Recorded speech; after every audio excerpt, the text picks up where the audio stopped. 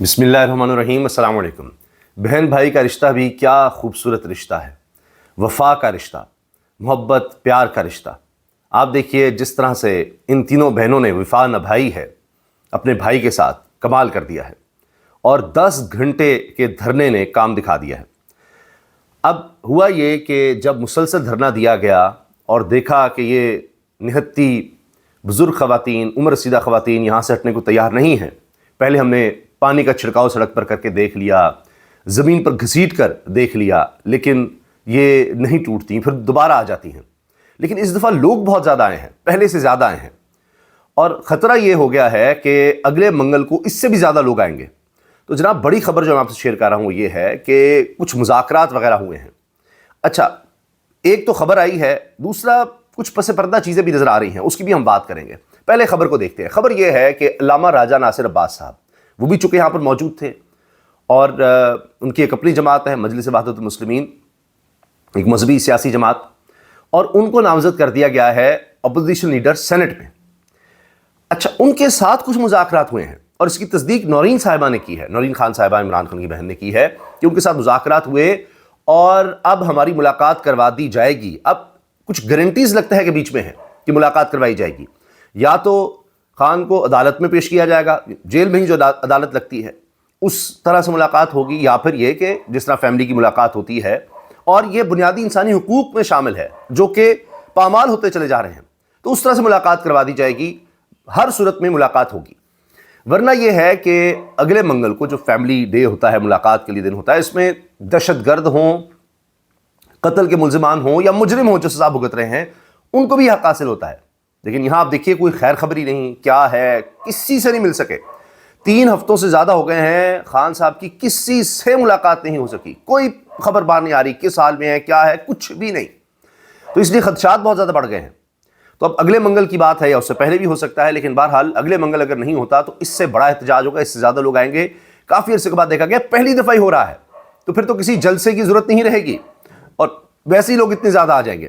اب جو خدشات ہیں وہ بھی میں آپ کو بتاتا ہوں، مگر اس سے پہلے یہ بات واضح ہے کہ 26 نومبر کی کوئی اجازت نہ بھی ملے تو ایک تو خیبر پختونخوا میں بہت بڑا جلسہ ہو رہا ہے، جہاں پر جو کارکن زخمی ہوئے ان کو، جو اس میں جاں بحق ہوئے ان کی فیملیز کو بلایا جا رہا ہے، اور وہاں پر ان کو یاد کیا جائے گا، ان کے لیے دعائیہ تقریب ہوگی۔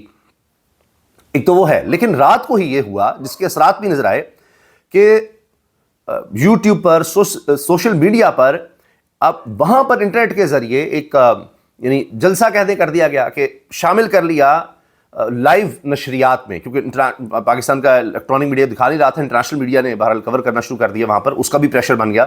کچھ لوگ الجزیرہ کا بھی شیئر کر رہے تھے، ہمارے رپورٹر پہنچی ہیں۔ تو تحریک انصاف نے اپنے پلیٹ فارم سے، اور کئی اور صحافیوں نے اپنے اپنے سوشل میڈیا پلیٹ فارم سے اس جلسے کو شیئر بھی کیا۔ اب ایک ٹرانسمیشن سی شروع ہو گئی، کیونکہ 10 گھنٹے دھرنا جاری رہا، تو اس دوران انہوں نے یہ کیا۔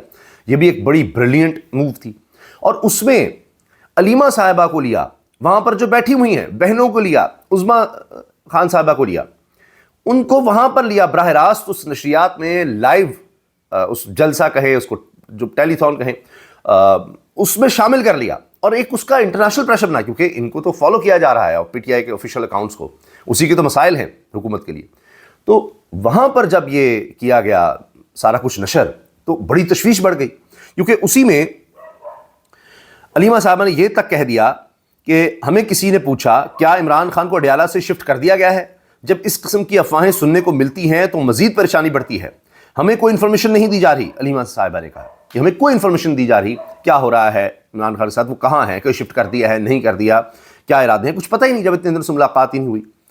تو اب یہ انہوں نے جملے کہے، اور اس سے پھر ظاہر ہے تشویش بہت زیادہ بڑھ گئی۔ یہ میں آپ کو سنوا دیتا ہوں، انہوں نے کہا کیا عمران خان کو اڈیالہ میں ہے یا ان کو کہیں شفٹ کر دیا، جب ہمیں اس قسم یہ سنیے گا۔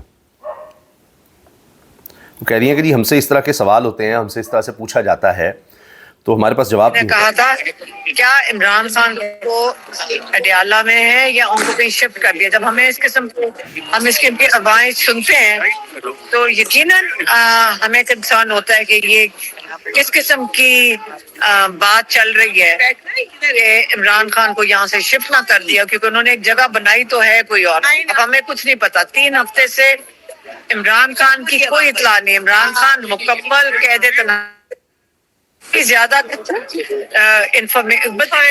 کوئی تو رسپانسبلٹی بنتی ہے کہ ہمیں کوئی انفارمیشن نہیں دیتے کہ چلے ملواتے نہیں ہیں.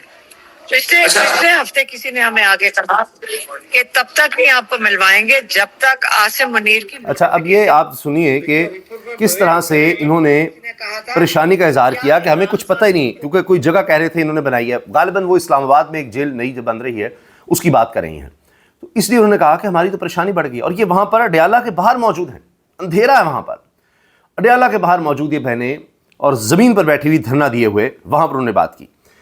اچھا اس کے ساتھ ساتھ ممبر قومی اسمبلی MNA شاہد خٹک ہیں تحریک انصاف کے، انہوں نے اعلان کر دیا ہے عمران خان نے حکم دیا تھا کہ اگر مجھے یہ جیل سے شفٹ کر دیں یا آئسولیشن میں ڈال دیں، یعنی تنہا کر دیں، تو خیبر پختونخوا کو بند کر دیا جائے. اگلے ہفتے تک ملاقات نہ کروائی گئی تو عمران خان کے حکم کے مطابق بڑے فیصلے لیں گے اور خیبر پختونخوا سمیت جو بھی بند کرنا پڑا کر دیں گے.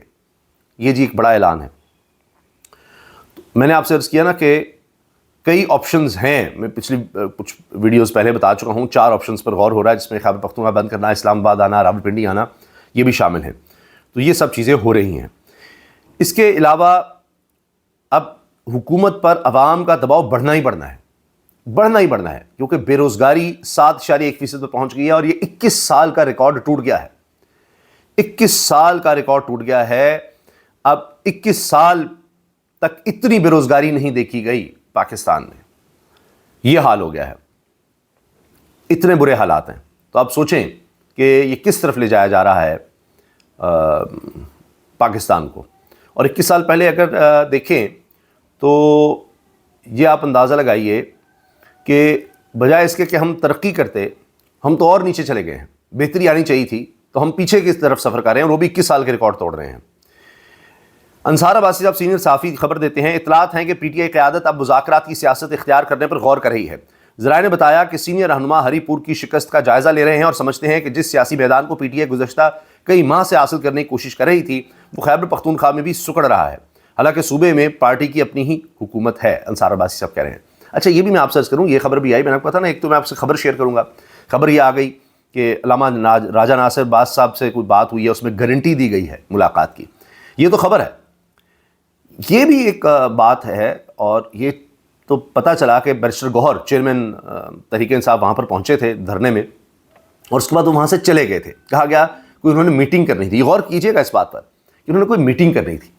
پھر اب وہ میٹنگ کس طرح کی تھی، کس سے تھی، اس کا کچھ نہیں بتایا گیا. تو اس میٹنگ کے بعد ہی کچھ ہوا ہے کہ کوئی گارنٹی مل گئی ہے اور پھر دھرنا ختم کیا گیا. پھر وہ کہنے جی اگلی دفعہ اس سے زیادہ لوگ آئیں گے، اس دفعہ جتنے لوگ آئے ہیں پہلے کم دیکھے گئے اور اس سے بھی زیادہ ہم بڑا احتجاج کریں گے اور نہیں جائیں گے.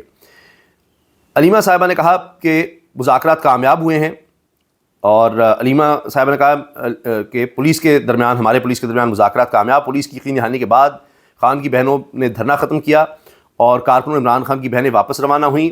مذاکرات میں سینیٹر علامہ راجہ ناصر عباس بھی شامل تھے، تو وہیں سے وہ گارنٹی کی بات ہوئی ہے.